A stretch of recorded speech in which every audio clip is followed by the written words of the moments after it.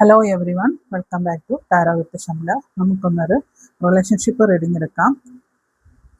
നിങ്ങളുടെ പേഴ്സണെ കുറിച്ച് ഒരു 3 ക്വസ്റ്റ്യൻസ് നിങ്ങൾ മനസ്സിൽ വിചാരിക്കുക. ആ പേഴ്സണെ കുറിച്ച് നിങ്ങൾക്ക് 3 കാര്യങ്ങൾ അറിയാനുണ്ട്. ഞാൻ 3 കാർഡ്സ് എടുത്ത് അത് കമ്മ്യൂണിക്കേറ്റ് ചെയ്തു തരാം. റിലേഷൻഷിപ്പാണിത്. ജനറൽ റീഡിംഗ് ആണ്. റെസൊനേറ്റ് ചെയ്യുന്നത് മാത്രം എടുക്കുക. എല്ലാവരും ഒന്ന് പ്രാർത്ഥിച്ച് ദീർഘനിശ്വാസം എടുത്ത് വിടുക. നിങ്ങളുടെ പേഴ്സണെ പറ്റി 3 ക്വസ്റ്റ്യൻ നിങ്ങൾ യൂണിവേഴ്സിനോട് ചോദിക്കുക. പേഴ്സണെ മനസ്സ് കരുതി പൂർണ്ണമായിട്ടും സ്നേഹത്തോടുകൂടി വിചാരിച്ച് ചോദിക്കുക. യൂണിവേഴ്സ് കമ്മ്യൂണിക്കേറ്റ് ചെയ്യുന്നത് നോക്കാം. നമുക്ക് എന്താണ് കമ്മ്യൂണിക്കേറ്റ് ചെയ്യുന്നതെന്ന്. Please type me universe, please type me. ആദ്യത്തെ ക്വസ്റ്റ്യൻ്റെ ആൻസർ, നിങ്ങളുടെ പേഴ്സണെ കുറിച്ചുള്ള ആദ്യത്തെ ക്വസ്റ്റ്യൻ്റെ ആൻസർ ഈ കാർഡാണ്. നിങ്ങളുടെ പേഴ്സണെ കുറിച്ചുള്ള രണ്ടാമത്തെ നിങ്ങളുടെ ക്വസ്റ്റ്യൻ്റെ ആൻസർ ഇതാണ്.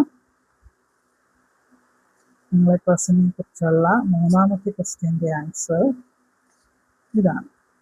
ഓക്കെ, നമുക്ക് അന്നേരം കമ്മ്യൂണിക്കേറ്റ് ചെയ്യാം.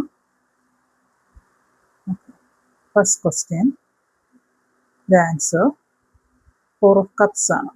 നിങ്ങളുടെ പേഴ്സണെ കുറിച്ച് നിങ്ങൾ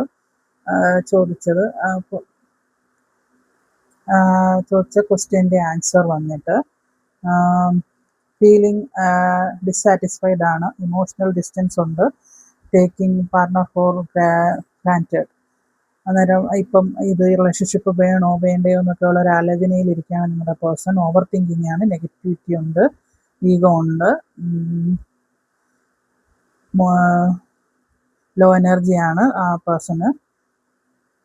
ഇഗ്നോറിങ് ഓപ്പർച്യൂണിറ്റീസ് എല്ലാം ഇഗ്നോർ ചെയ്യുന്നുണ്ട്. ഇമോഷണലി ബേൺഡാണ്. ഇപ്പോൾ വേണോ വേണ്ടയോ എന്നൊക്കെ ഉള്ളൊരു മാനസികാവസ്ഥയിലിരിക്കുന്ന പേഴ്സണാണ്. ആ ക്വസ്റ്റ്യൻ നിങ്ങൾ ചോദിച്ചത് അതാണെങ്കിൽ ഒരു സംശയാസ്പദമായി ആലോചിച്ചുകൊണ്ടിരിക്കുന്ന, കൈകെട്ടി വേറൊരു അവസരം വരുന്നുണ്ടെങ്കിലും വേണോ വേണ്ടയോ എന്ന് ആലോചിക്കുകയാണ്. അപ്പോൾ ഇതാണ് ഒരു വേണോ വേണ്ടയോ എന്നുള്ളൊരു എസ് ഓർ നോ, വേണോ നോ എന്നാണ് കാണിക്കുന്നത്. നോ വേണ്ട എന്നുള്ളൊരു മാനസികാവസ്ഥയിൽ ഇരിക്കുന്ന ഒരു എനർജിയാണ് നിങ്ങളുടെ പേഴ്സൻ്റേത്. രണ്ടാമത്തെ ക്വസ്റ്റ്യൻ്റെ ആൻസർ പേജ് ഓഫ് പെൻറ്റക്കിൾ ആണ്. പേജ് ഓഫ് പെൻറ്റക്കിൾ വരുന്നത് ഇൻട്രസ്റ്റ് ഉണ്ട്, ന്യൂ ഇൻട്രസ്റ്റ് ഉണ്ട്, ഹോണസ്റ്റ് ഫീലിംഗ് ഉണ്ട്, സ്ലോ സ്റ്റാർട്ടാണ്. അതായത് പേജ് ഓഫ് പെൻറ്റക്കിൾ എന്ന് പറഞ്ഞാൽ റിസ്ക് എടുത്ത് മുന്നോട്ട് പോവുകയാണ്. ആ റിലേഷൻഷിപ്പിൽ റിസ്ക് എടുത്ത് പോകുന്നു. പുതിയ ഒരു അവസരം പുതിയൊരു ഇൻട്രസ്റ്റിൽ, സ്നേഹത്തിൽ, സന്തോഷത്തിൽ റിസ്ക് എടുത്ത് പോകുന്ന ഒരു എനർജിയാണ് നിങ്ങളുടെ പേഴ്സണ്. നിങ്ങളുടെ റിലേഷൻഷിപ്പിൽ ഗ്രോത്ത് ഉണ്ട്, ചേഞ്ചസ് ഉണ്ട്. ആ റിസ്ക് എടുക്കുന്നതിലൂടെ അതിൽ കുറച്ച് കാര്യങ്ങളൊക്കെ പഠിച്ചിട്ടുണ്ട്, എക്സ്പീരിയൻസ് ചെയ്തിട്ടുണ്ട്, കോൺഫിഡൻസ് ആയിട്ടുണ്ട്, ഡിസ്ട്രാക്ഷനൊക്കെ മാറിയിട്ടുണ്ട്. അന്നേരം ഒരു പുതിയ റിസ്ക് എടുത്ത് പോകുന്ന ഒരു പേഴ്സണാണ് ഈ പേഴ്സൺ. നിങ്ങളുടെ രണ്ടാമത്തെ ക്വസ്റ്റ്യൻ്റെ ആൻസർ, അത് റിസ്ക് എടുക്കുകയും ചെയ്യും, മുന്നോട്ട് പോകാൻ താല്പര്യമുണ്ട്. അതുകൊണ്ട് പല കാര്യങ്ങൾ പാഠങ്ങൾ പഠിച്ച് വീണ്ടും ആ റിലേഷൻഷിപ്പ് മുന്നോട്ട് കൊണ്ടുപോകാൻ തന്നെ തീരുമാനിച്ചൊരു എനർജിയാണ് ഈ പേഴ്സണ്. മൂന്നാമത്തെ ക്വസ്റ്റ്യൻ ആൻസർ 10 ഓഫ് പെൻറ്റക്കിൾ ആണ്. ഇത് റിലേഷൻഷിപ്പിൽ ലോങ് ടേം കമ്മിറ്റ്മെൻറ്റും ഫാമിലി ഹാപ്പിനെസ്സും കല്യാണമൊക്കെ നടക്കാൻ സാധ്യതയുള്ളൊരു എനർജിയാണ് ഈ കാർഡിൽ കാണുന്നത്. Long term commitment, family happiness, secure relationship, marriage എനർജിയൊക്കെ ഇതിൻ്റെ അകത്തുണ്ട്. ട്രഡീഷണൽ പ്രഷറൊക്കെ ഉള്ളതുകൊണ്ട് റെസ്പോൺസിബിലിറ്റിയൊക്കെ ഏറ്റെടുക്കാനും ഒക്കെ ഉള്ളൊരു സാധ്യതയുള്ളൊരു എനർജിയാണ്.